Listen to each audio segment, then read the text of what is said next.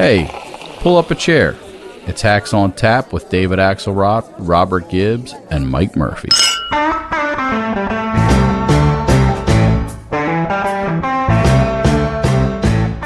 When I ran for president 4 years ago, I said we're in a battle for the soul of America, and we still are. The question we're facing is whether in the years ahead we have more freedom or less freedom, more rights or fewer. I know what I want the answer to be, and I think you do too. This is not a time to be complacent. We have some news from within our Fox family. Fox News Media and Tucker Carlson have mutually agreed to part ways. Tucker's last show was this past Friday.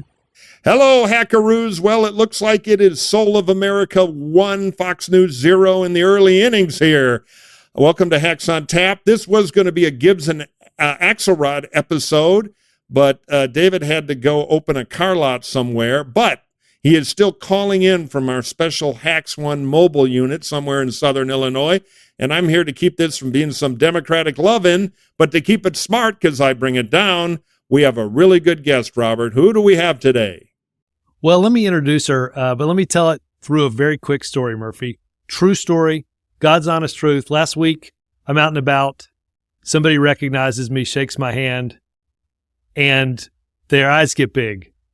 Can I ask you a question? Just one question? And I said, sure.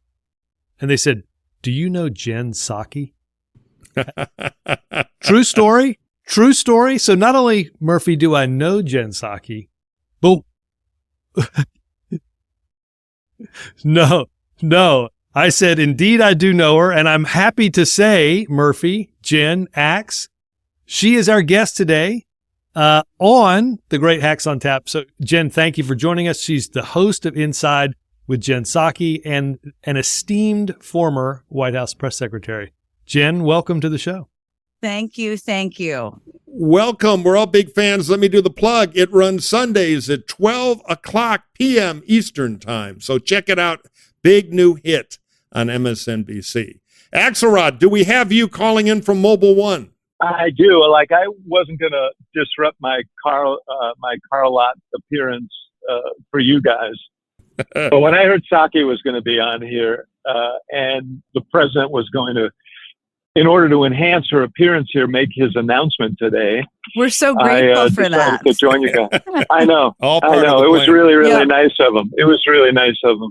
But yeah, guys, good to see you. Jen Psaki is the absolute best. Gibbs and I can attest to it. So always a pleasure to be with her. And you too, Murphy. Oh, thank you. Thank you. All right. Well, this is going to be a fun one because we got real stuff to talk about. You heard a little lick of the soundtrack from a 3-minute video the Biden campaign announced today because they announced, following the advice from an episode or two on Hacks on Tap, by the way, they got out and declared he's now a candidate. The race is on. Why don't we start with the video? And Axe, since you're doing the live report from the video capital of the world in rural Illinois. Springfield, Illinois, home of Lincoln. Yeah. What do you think as an old ad maker? Well, I think the production was fine, and it was very energetic, which I think was part of the mission here, was to connote energy. I don't know if it was a distillation of the campaign message moving forward. I'm not sure. I'm not sure about it. I think it was a video that will probably land well with people in the Democratic base, and maybe their thought was we need to gin up that base. But President Biden actually has accomplishments. He has, a lot of things to his credit. You wouldn't necessarily know that from this video. So it's an interesting choice to leave those out. The other thing that I think, it answered two questions. He's running, and Kamala Harris is running with him because she was all over this video, and that was obviously intentional as well. But I wonder how this video, which obviously portends a rematch with Trump, I wonder how it lands with these swing voters, and whether that there needs to be more for them. And but you can't do everything in a opening video. So, but I'm eager to hear what all you geniuses think. Well, let's see. We're go with guest genius Jen first, then Robert, and then I'll back clean up here with the nasty Republican take. Well, I mean, first I would say the video, because we know now everybody announces via video presidential candidates, right? A week or more before they do an actual event. And I'm sure he'll do some sort of big event at some point. But to me, what I heard in the video was this finish the job argument, which is similar to what then President Obama argued too when he was running for re-election. And don't be complacent, which is like the core of one of the issues they're going to face, is energizing people and getting the base out. And then largely a values argument. So, civil rights, voting rights, things along those lines that are, yes, excitement things for the base, but are also, I don't think they've made a calculation. They're not going to talk about accomplishments, but a race against Trump is so different, right? It's not going to be like a 57-page policy plan versus 57-page policy plan.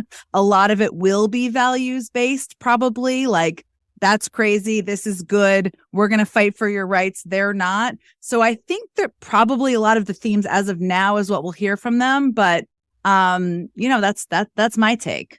Robert?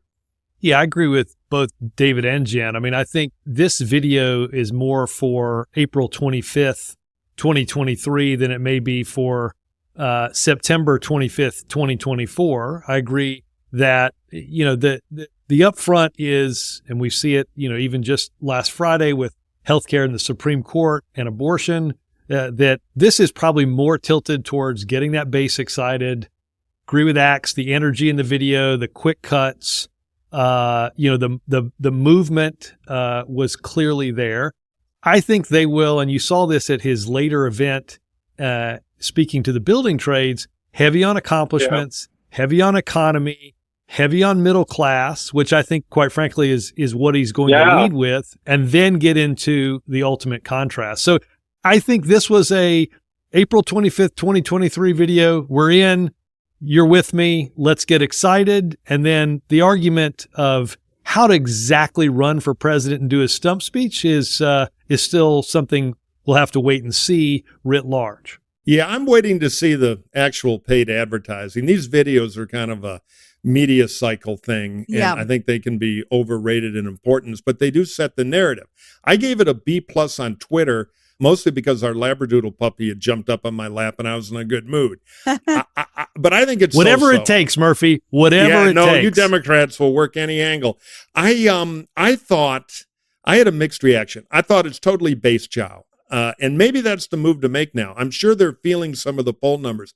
I saw this NBC News poll that POS, a Republican firm, did, but a respected one, that shows 53% of Biden voters from last time say, please don't run again.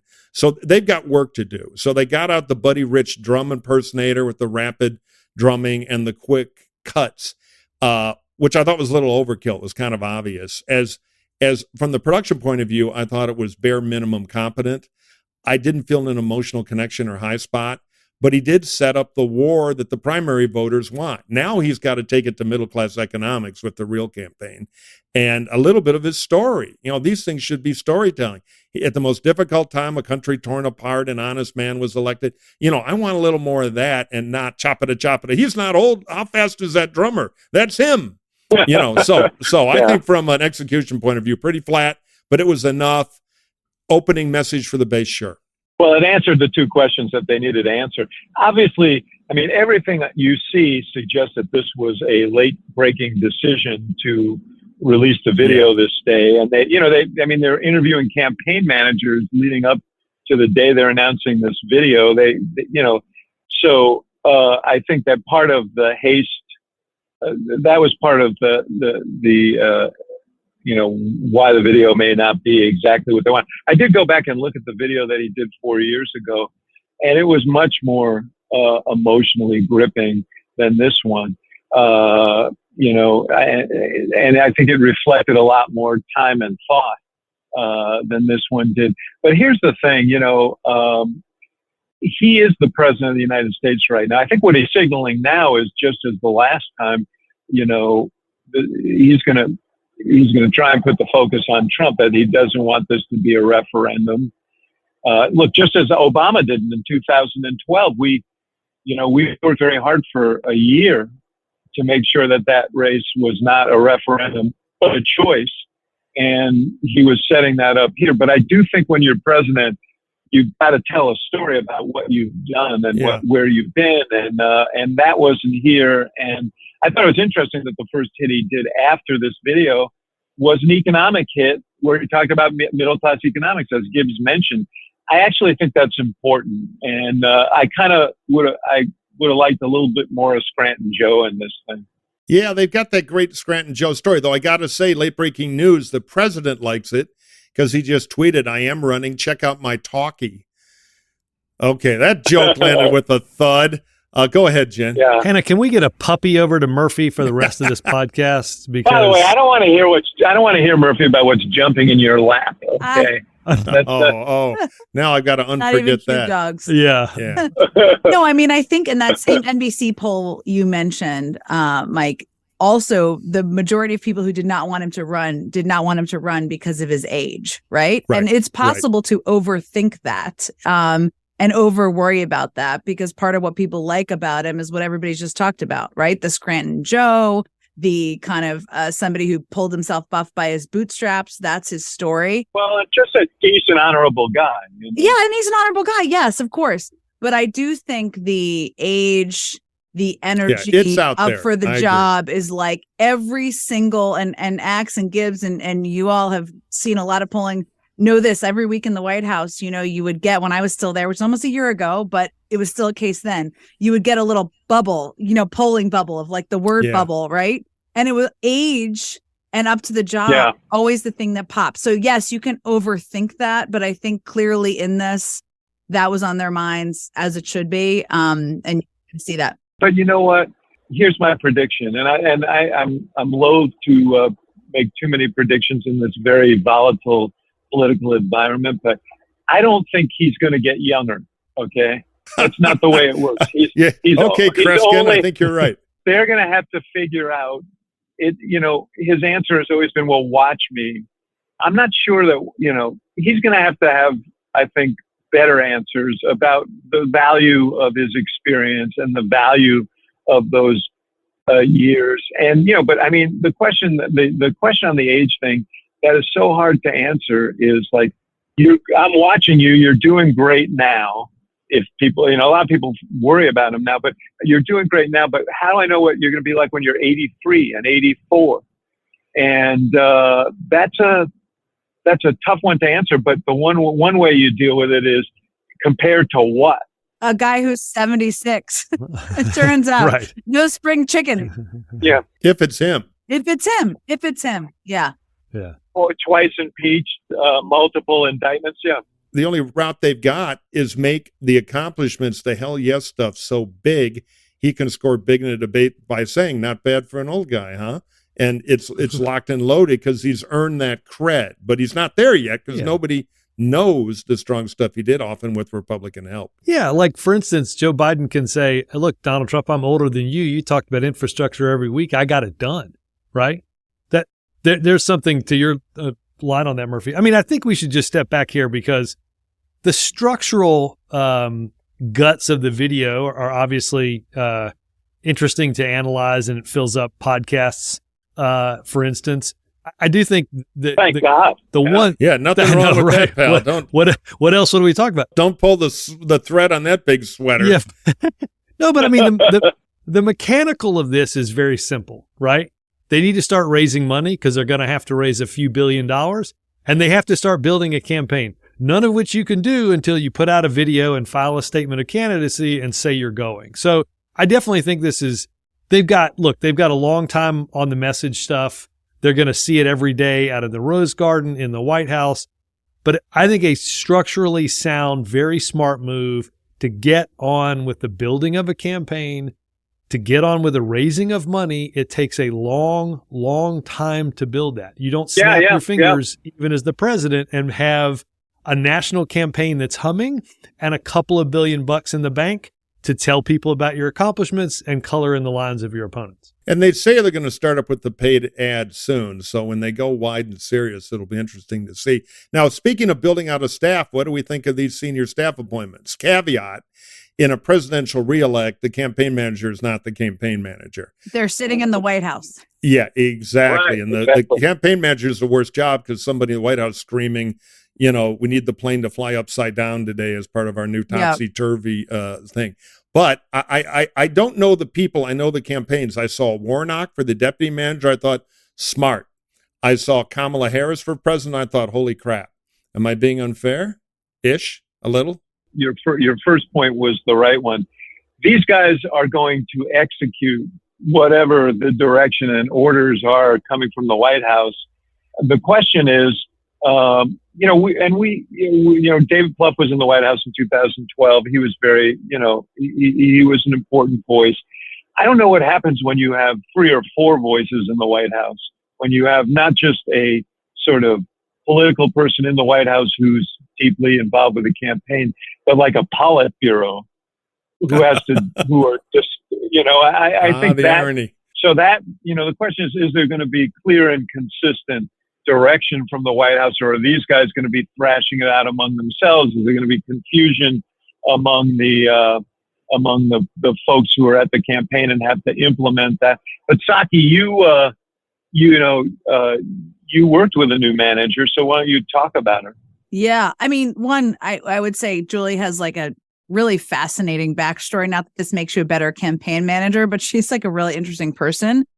What you should know about her is she's very, very close, just to kind of echo what everybody said, to Jen O'Malley Dillon, who ran the last campaign and is still in the White House and will unquestionably have a role in how this is strategically going to go, as well as Anita Dunn, who, same thing, had a role in the last campaign. We all know her well, and is no question going to have a role in how this is all going to go. There is, I would say, I mean, the streamlined nature of David Plouffe in 2012 is a rarity, right? I probably in politics, I don't have a zillion things to compare it to, so it definitely won't be as streamlined as that. But Julie is somebody who is very close to them. I think she'll have like a very clean line with them. And yeah, you're implementers in many ways when it's a reelect on the campaign. Although you want to have people who are smart and competent and well respected, and she certainly is within that orbit. They might need a choir master, though. I'm with Axe's point about that's a lot of folks. We'll see. Yeah, I wouldn't be surprised to see a big, calm Washington down name brand like Ron Klain show up a little later if people start freaking because some bumper sticker wasn't put on right, which is just the disease all presidential reelects have to fight. Yeah. I mean, this is clearly a structure that makes Joe Biden comfortable. Yeah. Right? It's how they ran the Absolutely, 2020 campaign. absolutely. Good point. It's how he's run. I mean, the people that are closest around him at that small table have been there for 30 years. We're going to talk a little bit later about our book club. I recommend What It Takes by Richard Ben Kramer. And I think that, one of the interesting things about that book is Joe Biden's in that book, right? Those people that are around him in that book are around him now. It makes him comfortable. I don't think that the biggest thing you have to do with a campaign is make a candidate comfortable, but it's obviously important because that comfort means that he trusts their judgment. And again, it worked in 2020. If there's a rematch, presumably it's the right structure for now. Yeah. I mean, I would also say people have different versions of roles. There isn't actually a circle of 20 people that are super close to him. It's small. And that can be critiqued too. I mean, but Mike Donnellan is the person he's going to always look to. He's finalizing a speech and be like, Mike, what do you think? Right? That's always Mike's role. Mike is somebody who he trusts on kind of what polling is actually saying. Mike is not going to get in there and be managing what the strategy is to win Georgia. So, and he doesn't want to do that and nobody expects him to. Ron, obviously on the outside, he's just like a person who's a type A driver of stuff. What role he plays, I think at some point is an interesting question, although he's now on the outside at a law firm and I don't know. But yeah, at the end, always people kind of freak out, to your point. It's not Steve Ricchetti obviously is like a person who's very close to the president, but he has an entire job dealing with members in Congress and keeping them aligned and in line around a campaign. That's also important.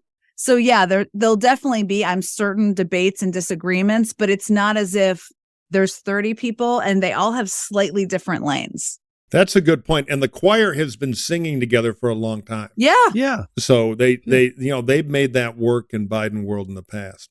But you're right that the choir director is the president himself, and every campaign sort of reflects the nature and the style of the person at the top. You know, the one we had reflected Obama. This reflects Biden. He likes the group of voices around him, and he makes decisions, ultimately based on all their input. But we'll see how it goes.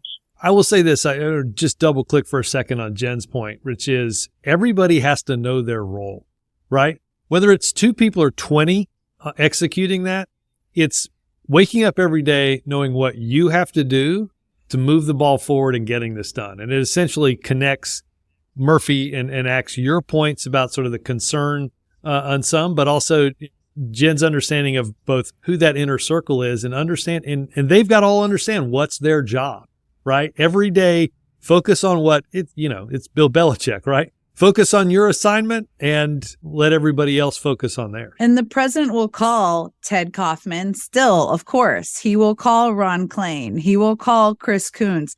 He has a circle of people he checks in with and calls to who aren't necessarily implementers as much as advisors, which that can have its own level of annoyance. I think we can all speak to, probably Axe and Gibbs Sure. even more than me, but it's a similar circle there too. It drove them crazy when I'd call Obama. What are these clowns doing, Barack? Jeez. Drove him crazy too. Quit calling my phone. How did this guy get my number? Yeah, exactly. The truth of the matter is that I'm rolling down the highway from Springfield back to Chicago, and I gotta run. So I'm gonna jump off here and just let all the collective wisdom of you three carry us the rest of the way. And with Psaki, you've got a good chance to get there too. So, well, thank you, Axe, live correspondent, crossing into the Chicago line now after some kind of heist in Southern Illinois. We'll get details later. We'll see you soon, pal. Bye, Axe. See ya. Bye. All right. So why don't we dive into the big Crocodile Dundee knife did a little chopping this weekend with Tucker Carlson, apparently 10 minutes before the terse statement went out, getting a call from somebody saying no need to come to work anymore. They didn't even give him a goodbye show. Boy, I think Rupert's been watching Succession for tips because that was a cold-blooded execution. Yeah. What do you guys think? You want to go, Gibbs? Do you want to start? Gibbs? You're cold-blooded. What do you think? I mean, part of what I'm dying to know is, so let me get this straight, guys. Of all the crazy, racist, demagogic shit that Tucker Carlson rolled out on his show for however many years, the Great Replacement Theory, all this just nutty racist stuff. Yep. Was it a few texts that the company wasn't run that well that pushed Rupert over the line? Like, I'd feel better if Rupert and Lachlan and we're watching Roman and Kendall and Logan, and we're thinking, boy, we've really got to think about what we're doing to the information ecosystem and what we're doing to this country. But I think they really just started checking texts about, boy, he's making fun of us in a lawsuit where the text got subpoenaed. So I'm glad that I'm glad the vitriol is off the TV. I don't trust Fox to not replace it with something that's equally vitriolic, because Tucker Carlson made Rupert and Lachlan a ton of money. Yeah. And at the moment, they didn't like what they were being asked at cocktail parties about what Tucker was saying about them. Then they got rid of him. Yeah. And there's a convenience because it makes it look like they got rid of somebody who was tarnished and maybe legally problematic. I mean, I think your last point there, first of all, they have fired people before. Bill O'Reilly, others, right? Right. And they replace them with people. So this notion, which I don't think most people believe, but that this is an indication that they are moving into a more responsible and democratic approach or strategy for their network, does not seem to be based in any reality of the past, right? they can replace Tucker with someone who may not have the appeal of Tucker. He is like the most successful cable host today, and maybe has been for a long time. But they can just replace him with Jesse Watt. I mean, one of these other people who don't have problematic text, maybe aren't as embroiled with all of this, but still are going to do the same type of stuff. The circus they have rolls a long on. history of. Exactly. The circus rolls on. The network is bigger than the personality. Yeah, look, I think they can call Fox Central Casting, and the new talent won't have the zip and the zazz of Tucker. But I think also fundamentally, I mean, I used to tease my friend Bill Kristol when he ran the Weekly Standard, because every year he had to go up to News Corp, and, those magazines run at a deficit. And we would just, well, how's your meeting with Rupert going to be? Listen to me, Professor. I want to see more sex and violence in the Standard, or into the crock pit with you. I mean, he's a tough character. And this guy just cost him $800. Well, this guy in the Gestalt there cost him $800 million, and the tab is still running. And I'll tell you one thing about Rupert. Well, I can count, So I think it's both optics and a talent problem. And the rumors I hear, and they're just rumors, so sue Gibbs, Dominion. Rumors. But do tell. Tucker liked to text, and Tucker really liked to text when he was angry. And he liked to use certain words you don't use in polite company. And he had opinions about all the people up the chain, some of which he liked, some of which he didn't. And I have a feeling that inside Fox, that's been widely read, maybe even by the Roop. And, as they say in the back lands of Australia, when you got a crazy dingo, what you do, shoot it. Sorry for the bad Australian accent. But the point is, he's bad for business. But, the thing that is so weird to me, Tucker used to be a friend of mine. I knew Tucker back in the old days.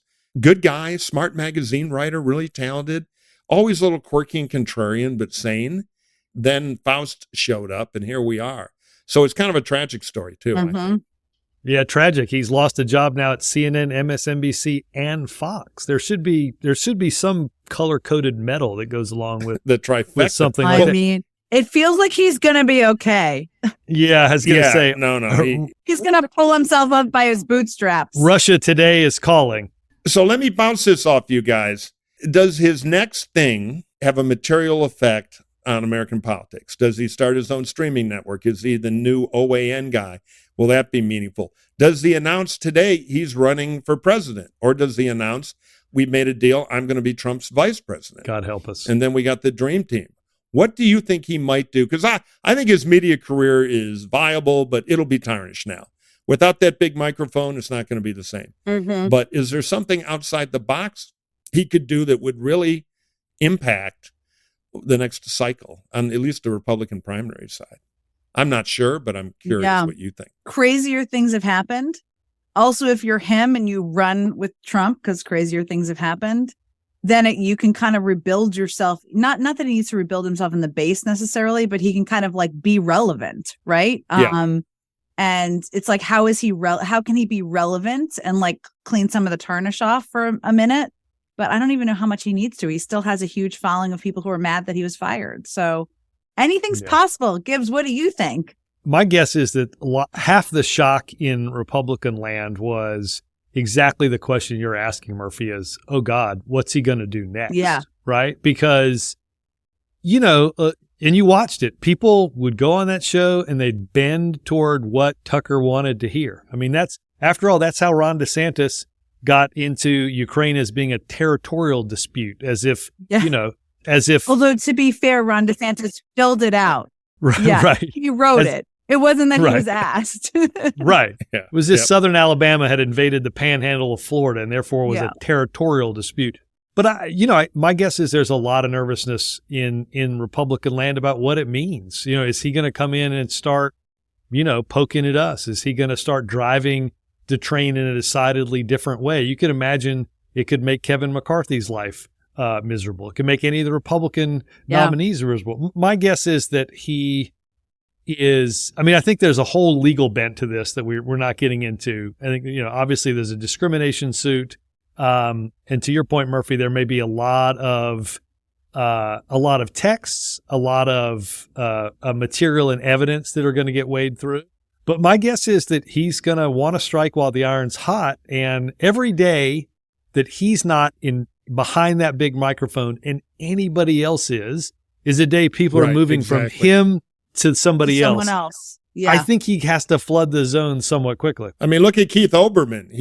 He's like running a Quiznos right now. And, he had his moment of being the king of the world. He's still out there. But if you don't have those magic vitamins, that half-life, the magic vitamin of the big microphone, that half-life starts to eat away. So I think he's either got to be a messiah and go do a streaming network and try to have his cult, or find an interesting way to be big on the national stage, which could be a presidential campaign, or be chairman of the Trump super PAC, something to keep him out there in the short term. Because I agree, it's critical for him. We lived through, Jen, you and I were at the White House at the beginning, 2009, and Glenn Beck was the thing, right? Yeah. And right. To your point, like he's got the Quiznos next to Olbermann's. Right. There's a franchise, there's a series of franchises on that avenue, apparently. But yes, he goes to start his own thing. The infrastructure of Fox is, as we know, enormously powerful, right? Yeah. And it's a money printing machine, I'm sure, for Rupert, despite the fact that $800 million is leaving to go pay Dominion and probably some more to pay others. But, it is that power is very different. I mean, I wonder if he doesn't, try to reprise Rush Limbaugh and head to talk radio. Money's not there like it used to be, but that would be a platform. Yeah.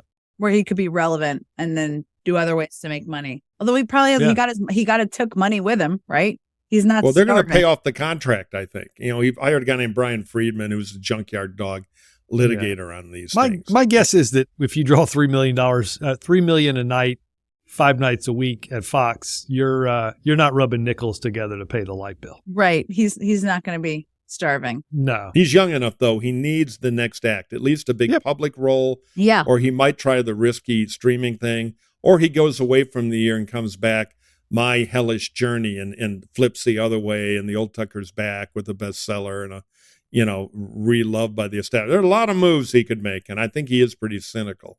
What we don't know is, again, what's out there, right? I think there's some element that, again, Rupert and Lachlan didn't dig what they were hearing at cocktail parties and didn't like reading some of the text. But my hunch is there's a legal element to this that to your point, Murphy, tarnishes more than I think most people are, or some people at least are talking about. Obviously, there's certainly intimations about the lawsuit all over the newspaper today. Yeah. More to come. More texts, more stuff. Delicious. Right. He could partner up with Don Lemon and they go on the road together. Lemonade. Okay. Well, any other cable news gossip to chew on? I think we kind of handled that. I would like to touch on the next big Washington slappy fight, albeit one with huge consequences, which is the debt ceiling. That little campfire's heating up. They've got some I think, well-intentioned moderates in the problem-solving caucus and everything, trying to balance the legit issue of fiscal responsibility, because we do spend like a drunken sailor, even though it's out of fashion to really talk about it, with the whole knock the economy into intensive care by playing, third-grade Congress games on the cliff here. Is anything changing as the stakes go up? What do you guys think? Seems like the same playbook to me from both sides. Yeah, but just to be clear, this is the most enormous week in the speakership, and I know it's been brief, but the speakership of Kevin McCarthy, right? If he can land and get 218 votes, then he lives to negotiate, if you will, another day, right? If they can't get 218 votes, and look, let's be clear, there's moderates that have challenges with this bill. There's conservatives that have challenges with this bill. There are Iowans that have challenges with this bill. If he can't get to 218, then I think he's largely irrelevant in this debt ceiling fight, because people will say, gosh, you had months to put together your own plan and you can't figure out how to get to 218. And that's going to be death for him in terms of his relevance in this issue. So enormous stakes this week for Kevin McCarthy, for Republicans in the House, and I think Republicans writ large in how they're going to play out the next few months of this debt crisis. Yeah. I mean, remember, we don't even know what he promised to the Marjorie Taylor Greene wing to become speaker, right? And we know that some of it was certain cuts that he can't deliver on because it's just like he's not going to have the votes for that. So it's like the devil in the details, and the details from the devil are coming up this week. But I mean, it's every time we go through one of these fights here, it's like nobody panics really until you're actually like at the end of the last 12 hours. So it's going to be, and you even think about that as, Gibbs, we lived through it's like, you think about that when you're in a White House, like, when do we want the business community to really sound the alarm? You don't want to do it too early, because if you do it too early, people are like, oh, okay, we've heard about it, right? Yeah, and it'll all work out in the end. Why the false alarm? Yeah, you know what happens. When does Mitch McConnell get involved behind the scenes? I mean, I'm sure he's involved now, but, the reason that was raised last time was because he kind of finagled together a bunch of Republican senators to do it. So it's like we're not there yet in terms of the panic mode. But yeah, so this week, therefore, is mainly about whether Kevin McCarthy is still going to have the speakership and be a relevant actor. Great point. Historically, when in doubt, bet on the punt, because it's the easiest thing for politicians to do. Make the speech. But boy, oh boy, the Freedom Caucus, which has not read the manual on how this stuff is done in the tight situation he's got in the caucus, really adds a wild pit bull running loose in the dog park kind of factor here. Yeah. And so everybody, don't worry, they'll work it out. Well, that assumes rational actors. So if I had to bet, I think McCarthy will get there by a vote. But boy, I wouldn't bet more than $1. No, I don't. Yeah, I'm not betting on rational actors. I bet the pit bulls are not going to be tamed by Kevin McCarthy. Exactly.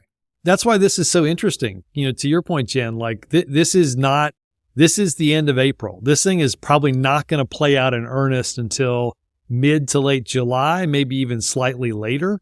So, for him to put all these chips in the middle of the table this early is a big, big gamble. And, look, I think the challenge he also has is there are people on his side that are not accountable to anything. They live in districts where they get 80% of the vote. The only thing they're worried about is if somebody comes from their right. They've never voted for a debt increase, and they'll die never voting for a debt increase, despite the fact it's better for them to vote against everything. Exactly. Right. Oh, that's the incentive. Yeah. Then they can go on the show with Tucker's temporary replacement and talk about how bold they are on spending, Right. No, exactly. they don't. It's all primary politics. I showed them. Speaking of Republicans.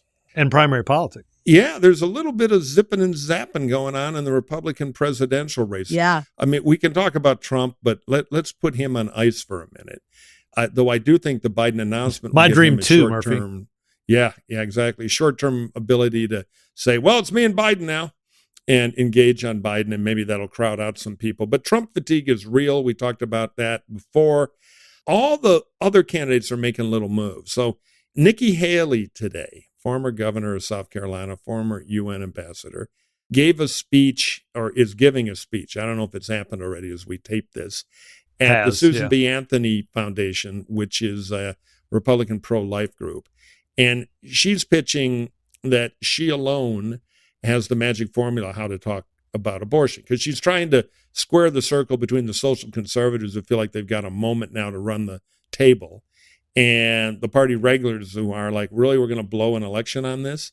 So is that going to work for her? Has she found her gimmick? Because I'll tell you one thing, that FEC report scramble, $4 million cash on hand in a federal account. If she doesn't start raising real money soon, she'll be returning her rented minivan in Iowa on Labor Day with no campaign left, because that is a weak fundraising number. Now, she has room to get something going, but she needs something to happen. Is this her move?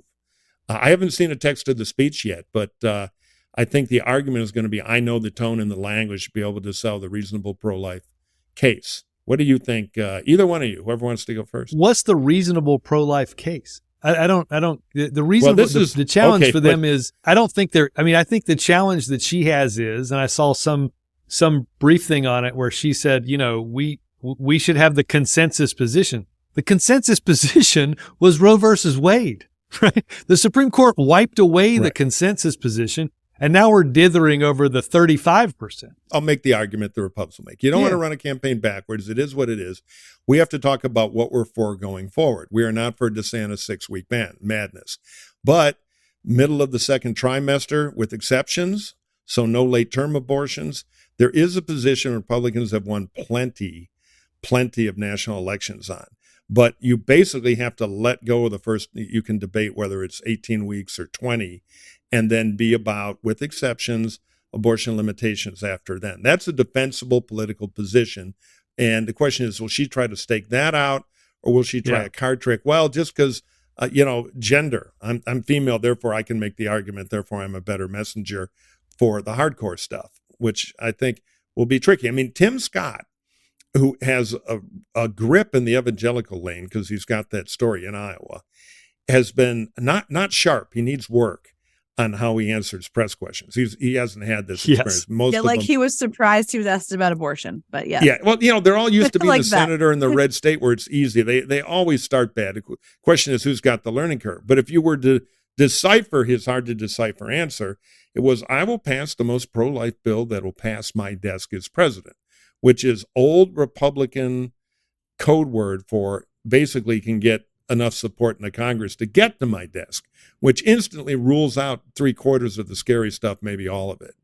And I want to see how Nikki handles that, or will she go for the easy steroid shot to try to get the Iowa Christian conservative vote and beat Trump in the caucus? I mean, I just think the more that Nikki Haley and Tim Scott talk about abortion, the worse it is for them in general.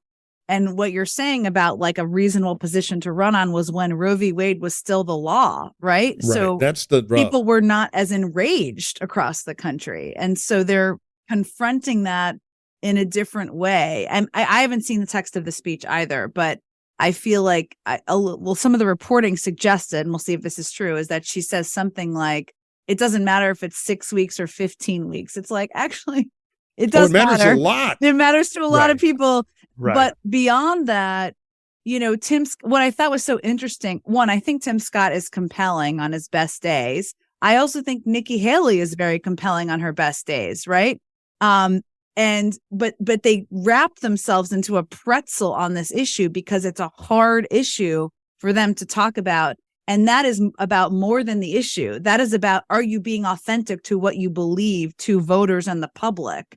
And that, I think, is where it becomes a problem for them. But I haven't seen her speech yet, so we'll see. Yeah, but Murphy, to use your example, if she lines up at 18 or 20 weeks, the debate moderator quickly says, is anybody for less than that? And every other person raises their hand, right? No, an auction begins. Right. And immediately she ends up as the least pro-life, most pro-choice Republican, which is an island that is like about an inch inch wide. I disagree. This is, I think, often Republicans like to project on Democrats are all socialist, wild-eyed maniacs, and Democrats like to project that Republicans are all pro-life zealots who can hardly wait to lose the election. The good news I've heard that on this podcast. Only half of the candidates are, but there's something to be the only one on the stage holding at 20, but still pro-life. You can't avoid this issue in a Republican primary process. In a general election, yes. I don't think she gets past Iowa being at 18 or 20 weeks. But let me just say this. I will sponsor a 50-state Republican abortion debate. Let's go to every single state and have Republicans in the Republican primary do nothing but talk about abortion for the next year and a half. All I know is that is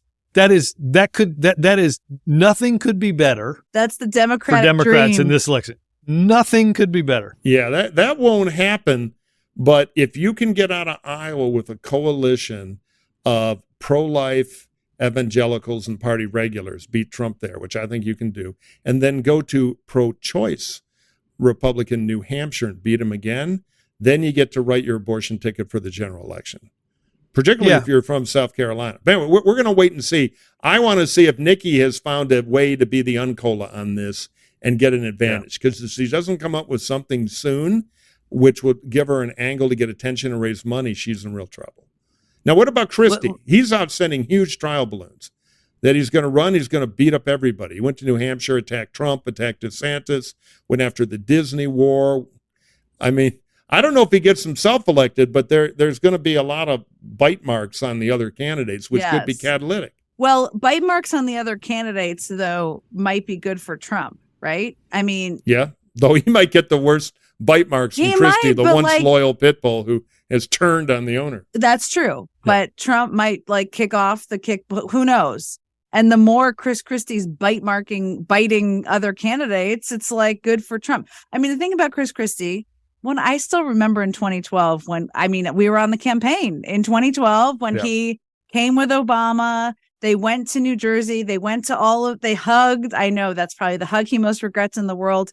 But, I was thinking in that moment was this is a guy who's taking care of his state, dealing with a disaster. He's not afraid to be seen with a Democratic president. Obviously, he's lived to regret that. Now, the example he gave, which still makes me laugh, about why he's the guy to take on Trump is him calling out Marco Rubio during a debate, which, by the way, wasn't exactly that courageous or bold or anything. So I guess we'll kind of see what bite he has in him, but I don't know. I don't know. Is there a lane for him, do you think? Well, that's the argument, because the best Chris Christie case story was New Hampshire, which is really the only state he made a big play in because he had such limited resources, which itself is a tell. But Christie finished 6th, but he did really hurt Rubio. Yeah. So where they knew him best, they didn't vote for him. In New Hampshire, he got about, I think, 7.5% of the vote. But he was catalytic. He did put a hurt on somebody. So I think, one, for punditry entertainment value, the idea of him running around like a madman in the early debates could be pretty good. Yeah, maybe somebody finally attack Trump. Right. And show the others how to do it. Because all these guys come up in the Chamber of Commerce world of, respectful politics. They've never had Trump, because Trump's going to do his favorite device. Well, I don't know. People are talking. They're talking in Virginia. Young Kin, Chinese name, could be a robot. I don't know. People are talking about it.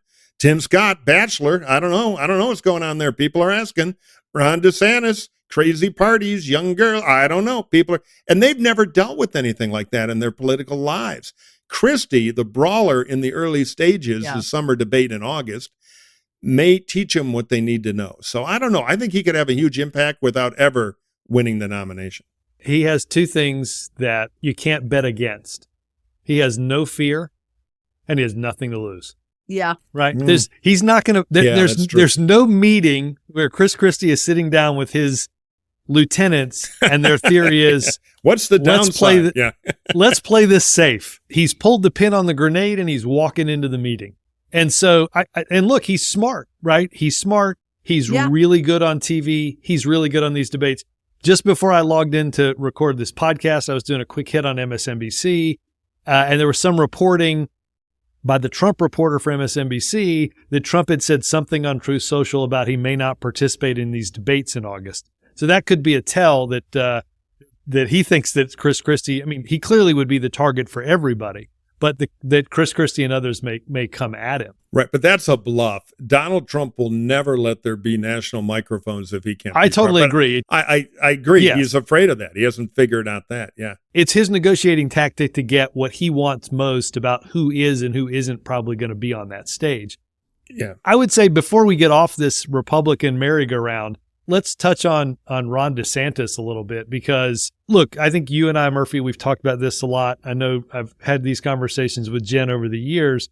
National polling in a Republican primary is not worth a whole lot. It's not how we pick nominees. No, the Milt-Gertzman rule, no national poll means a damn thing until after the first contest in a primary among people they don't know. What is interesting, I put an asterisk on what Murphy just said. What is interesting about the Wall Street Journal poll is in December, DeSantis led Trump by 14 points. In April, Trump leads DeSantis by 13 points. Okay, if you bought the IPO of Ron DeSantis, your stock is deeply underwater. It's not worth a whole lot. That doesn't mean the stock can't come back, but boy, that answer he gave in Japan on his international whatever endorsement, that was something else. But to your point, Murphy, talk about somebody like you. We talked about Tim Scott not being able to answer a question. Are you that thin-skinned? Are you that defensive that somebody in Japan asks you a question about slipping poll numbers and you don't play the game and you don't say, well, I'm not a candidate, but you may not be familiar with my record in Florida, but let me tell you what we've done. Yeah, the more people who get to know, blah, blah. But if he gives that answer, nobody ever sees that video. It's boring. And if you can't play the game. Yes, I agree with that. I think he has been, the idea caught on because people were desperate. He was a proof of concept. You don't have to go with Trump. Now he's stumbling. The finance guys are all in the panic, calling up others. That said, nobody's really watching other than hobbyists or paid pontificators. He is showing Fundraisers. a lack of skills, which can either get better or it's going to kill him. But keep in mind, these national polls are a noise meter of what was on cable TV a week ago. Yeah. And for 2 weeks, it was Alan Bragg, who's the Bernie Sanders DA, is going after Trump. Boy, I don't mind him going after Clinton on his scandal. Blah, blah, blah. So the tribal world fell in with Trump. Just be careful. These are sands in the wind here. But your point about DeSantis not being able to perform and finance people, I mean, Young Kin is getting calls. Brian Kemp, who could really be formidable if he thinks he can raise the money and gets in, could be formidable. Tim Scott, if he can up his performance, being the only sunny conservative and with that evangelical story. I think there are a lot of contenders out there. But you're right. DeSantis is blowing it in the preseason. Yeah. Polls don't matter much. Neither do endorsements. Otherwise, Barack Obama wouldn't have become president. I think we can all confirm from our end. But it is also, as you just said, I mean, people projected upon him what they wanted him to be, what they envisioned him to be, right? Which was like a conservative who was tough and inspiring or whatever they wanted him to be. And then it's like the stories that have stuck out to me most are the reporters who have gone and kind of talk to donors, yes, but like talk to people who go to events, and people come out of these events and they're like, I mean, I was really excited about seeing him, and maybe he had an off day. Right. Might have the flu. Right. Maybe he did. Maybe that's him. You know, I mean, like it's, you know, maybe he's hit his max. We don't know. Yeah. You know, they all walk in thinking less filling tastes great, and then they taste the beer and they spit it out. That is a fundamental problem. And they're like, wait, no. This is like, I wish I just want to like see him on paper and like on Twitter. This is not what I envisioned. Right. So, but the vacuum is still there to be filled by somebody. People think, well, if Scott goes down, it's automatically Trump. Let's see. Who will the Rick Santorum be of this year is the question. Yeah. Let me just say that Trump brilliantly has laid this trap, Murphy, to try to get indicted so many times that he gets the nomination. Brilliant. I mean, just brilliant. The one thing I would say, and I'm going to say this, please don't tweet at me. Don't text Murphy. Well, okay, text Murphy. No. Don't Tweet send it. us email. I'm going to say something. I'm not comparing the two candidates. Just listen to what I have to say. Jen knows what I'm going to say here, probably too. We watched Barack Obama the first few months of running for president. It was, and he hates when I tell this story, not pretty. Right. Okay? He wasn't the best version of himself. True of many candidates. To be honest, everyone came to an event in Iowa or New Hampshire or someplace else and expected to see the speech that he was going to give be the convention speech in 2004. It takes this is a really hard thing to do. Running for president is not like running for any other office, right? And to your point, Murphy, you said this a while ago. The ones who become the nominees get better at it over time. Yeah. Right? They wear well. That's the real skill improvement. Yeah. They improve. They get better. They figure out, oh boy, we used to do this in Iowa. We always in these town hall meetings and it's flat. Nobody claps. Nobody's excited. We figured out how to fix that, right? Fired up, ready to go. We told, he tells the story. Boom. It's, and it's just those little tricks that fix how you're doing it, fix the answers on the trail, Totally and that kind of agree. stuff. It's just going to be interesting to see whether, to some degree, is he somebody who can grow into the role of being a candidate? I happen to believe you can tell somebody, his whole thing is, he doesn't work the room. Somebody can tell him and yell at him, work the room. Okay. But you remember this, Jen. Barack Obama didn't make political phone calls. He didn't want to make endorsement phone calls. Cold Vulcan intellect. I remember all And that. then I showed up in the back of the van driving to the airport in Chicago with the cell phone in the call book. Hey, sir, we're Right. calling 17-year-olds in Iowa today. True story. Right. And he ended up having to do it. The question, though, is there something, the defensiveness, the prickliness, the thin-skinnedness that is inherent to them Yeah. and isn't something that can be learned or taught out. Well, we're going to find out. DeSantis is going to go into the whirlpool. He's either going to swim or we won't be talking about him anymore in 100 days. Yeah. With that, Jen, let's see, you have something to add. I think it might be time to do what they always say to do on radio and its modern cousin, the podcast, which is, when in doubt, play the hits. It's listener mailbag. All right. If you, dear listeners, have a question for the mailbag, all you got to do is email it to us. We have a team of crack staff who go through it. The meaner they are, the Gibbs, the more likely to get on the air. Okay, it is hacksontap@gmail.com. That is hacksontap@gmail.com. Don't forget to rate us on iTunes, Spotify, Bob's podcasting server, anywhere you can rate us. That helps get the podcast out to more people. So now let's go to the questions. Our first question is for Jen from Christopher. And Christopher writes, should disappointment over the lack of an on-air retraction component as part of the Dominion settlement with Fox not change the calculus of whether or not Dems should appear on the network? Should progressives take every opportunity to make Fox viewers aware of all the et cetera, or not? Big tactical question. What do you think? Okay, Christopher, nice to meet you. First of all, Fox executives don't really care, I don't think, if progressives or Democrats appear on their network. The thing that you have to consider if you're a Democrat, and everyone does not agree with me on this at all, is that Fox still has a large number of viewers, listeners who are Democrats, who are independents, who you still may want to reach. So I'm not suggesting go have somebody on Sean Hannity every night. But just like I have a lot of issues with disinformation on Facebook, TikTok has all sorts of stuff going on with it, Twitter, I still use those platforms. I still think Democrats need to appear on Fox because otherwise you are hurting yourself and taking yourself off an important part of the playing field. I agree. It's a microphone. Use it. Yeah. There you go. Smart answer from a very, very, very smart political strategist. Question from Austin. Recently, Tim Scott announced he was launching an exploratory committee for president. What are the advantages or disadvantages of announcing this instead of an actual candidacy? Oh, okay. So it is legal, really. An exploratory We called in committee- our best legal mind for this question. No, here None I am. other Here I than am. the non-lawyer Michael Murphy. The Buzz Sullivan School of Arc Welding and Law. So the bottom line is when you're in an exploratory mode, and you got to be very careful because you can say one thing and blow it all up. You're not an announced candidate, but you can go out and explore, which means talking to voters. You can have one big team kind of feel their way through the preliminaries. The minute you say, I intend to be a candidate, shazam, everything changes. So if you have a super PAC, your hench people who are working at the campaign then spin off to the super PAC. But they can't talk to you anymore. You can't have coordination. You can tell donors, hey, send money to the super PAC, but you can't call up who's ever running the super PAC and say, hey, I need a dancing poodle ad, and I just did the dog show in Dubuque, and it'll be a big hit on the internet too. So no coordination on campaign strategy. So the exploratory committee, the upside is you kind of do a little trial run, and your team can kind of work together and share the formula, and then wham, the wall drops and away you go. The downside to exploratory committees is you sneeze wrong, you trigger the wall before you want to, maybe. You can get fined. And I think the biggest downside is they're a little clever by half.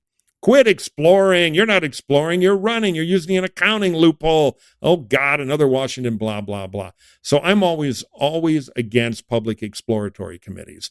Privately, sniff around, do some polls. That's good. When you're actually out there with the kabuki, I don't love it. So, of course, my advice to Tim Scott, a candidate I have hopes for, is drop the exploratory thing and announce quick. Now, the mega question for Robert Gibbs. This is a good one here. No pressure, Gibbs. No pressure. Yeah. I know. We've got two former White House press secretaries here.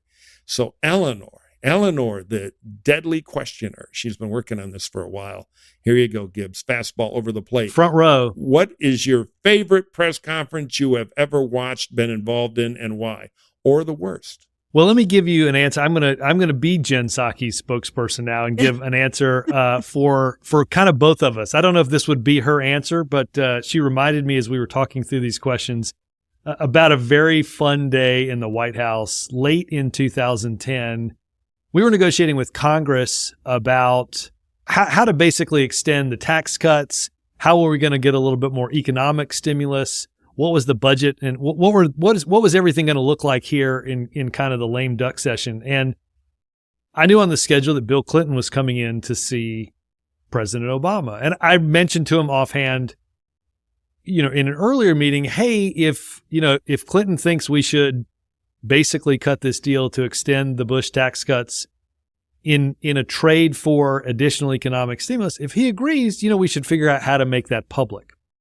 So this is late, like on a Friday afternoon. It's Christmas party season in the White House. I literally had my feet up on the desk in upper press in the press secretary's office, and I see Barack Obama and Bill Clinton walk past my door into the depths and bowels of the upper press. And I'm like, holy shit, what's going on? So I scuttle up real fast, and they're just basically walking around looking for somebody. And I said, hey, I literally said, what are you two guys up to?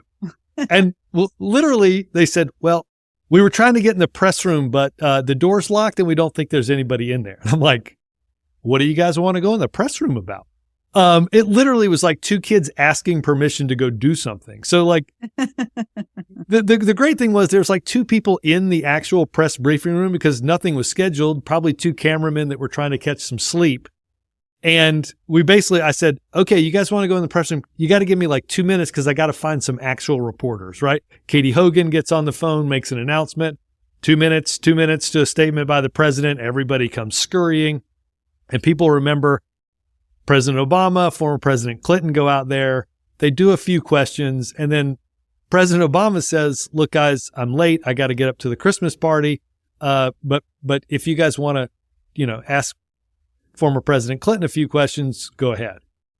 Barack Obama leaves. I don't know how long Bill Clinton was there, but I think it was like 45 minutes. Yes. And he was happy as he could possibly be. Leaning on the side of the podium. It was just like, yeah, I can imagine. He was having the greatest old time, and I let it go. I was the one who could call last question. I think toward the end, I finally did call last question. But in reality, and people say, well, I don't understand why don't, all these stories like, oh, Bill Clinton makes Barack Obama look weak in giving this long press statement. I'm like, well, you people overthink everything. And they said, well, why didn't you cut it off? I'm like, because I was having fun watching it. This was great. This was Bill Clinton in his element many years after he left the White House. I will say, Bill Clinton flew with us on Air Force One, and he popped up the steps. Before you know it, he was up in the cockpit saying hello, back in the kitchen saying hello. He just loves being with people, and it was fun to watch.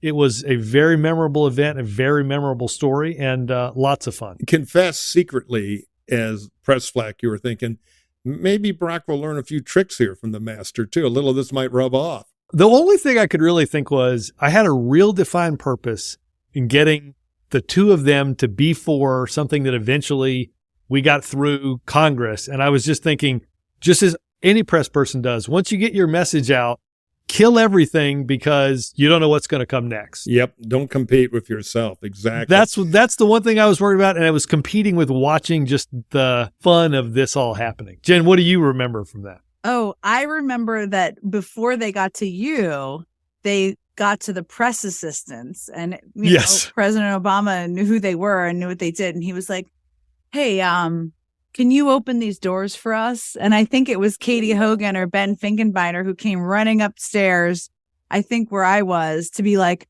oh my God, what do we do? They're trying to get in there. And when they wanted to go in there, we had to go kind of, because as you said, it was like a Friday evening or Friday late. Yeah. So we had to go kind of like run through where the press sits in the White House and just say like, get up, put your shoes on.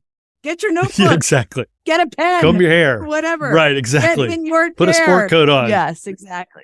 That was the other element. Obama had a saying for this. He would say, the bear is loose. Oh, yeah. Right? The bear is off his chain. And that was exactly, we were watching two bears. So Two bears were loose. Okay, we're going to close the show with a new special money-making scheme here that we may make at least $4 from.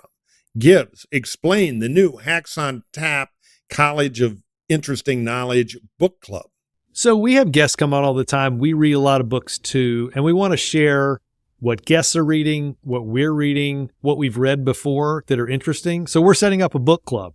We're going to share some books that we love. Some may be political, some may not. We're going to ask our guests to come up with some books that are on their mind that they like to read. Again, maybe political, maybe not. We hope you'll go read these books too. Go buy these books, spend some of your good money on a good book, and enjoy what you'll get out of it. So Gibbsy, I'm a bibliophile. I want to read some of this stuff. Where and how do you actually get the books? Hold on, I'm Googling bibliophile. But in the event that you want to buy some actual fun books, go to hacksontap.com/book club. Oh. Our recommendations will be there.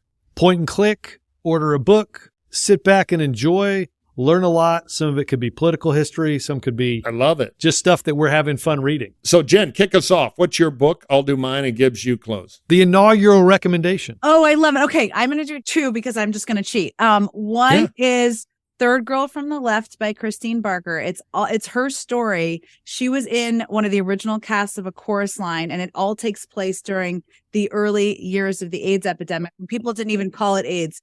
Her brother was partners with Perry Ellis, who died of AIDS, and so that's part of the story too. It's an amazing book. The other one is Age of Vice, which has been on a lot of bestseller lists and is really, really amazing. So that's my second one. Sounds filthy. I'm in. Gibbs, what do you got? Well, we're not as cool or hip or contemporary as Jen. I'm going to give you two political books that if you haven't read are must reads. The first, as I mentioned earlier in the podcast, What It Takes by Richard Ben Kramer. All the good campaign books, of all the great campaign books, this is the greatest, right? So pick this up and read it. It is not it's a doorstopper. It's a big read. So, but enjoy it. Again, Joe Biden's in that book. You'll learn a good bit. The second one is a book by Richard Goodwin, the late husband of Doris Kearns Goodwin, a speechwriter for Kennedy and Johnson, a young idealistic liberal. His book is called Remembering America.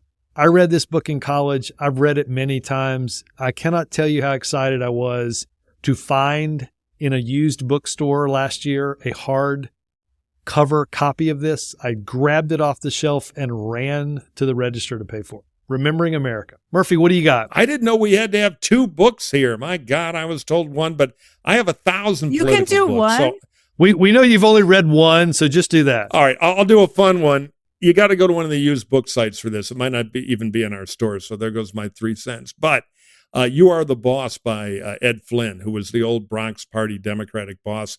And he got so tired of reading about bossism being bad, he wrote a book in defense of political bosses. It's a lot of fun. But the shiny new Amazon one you can get for you history nuts out there, it's only 812 pages, so we're tie up for a while. This is called The War Diaries, 1939 to 1945 by Field Marshal Lord Allenbrook, who was Churchill's military advisor and was with him at every conference. Now, don't get the old one, which is all cleaned up. Get the new one. Oh, Winston's been drinking again. I think we're invading Norway. It was a love-hate history of Churchill at his best and worst during World War II from his military advisor's point of view. Also, all the meetings with Roosevelt. It's all in there, and it's a diary. So you can read through it and get his day-to-day thoughts. It is a fascinating history. So go to hacksontap.com/book club for recommendations. We'll be adding to it. Jen, so much thank you for being here, for joining us. I told that story at the beginning. I was so happy to tell that guy that I knew Jen Psaki. And I thank you for coming. I love being with you, and I love sharing stories with you.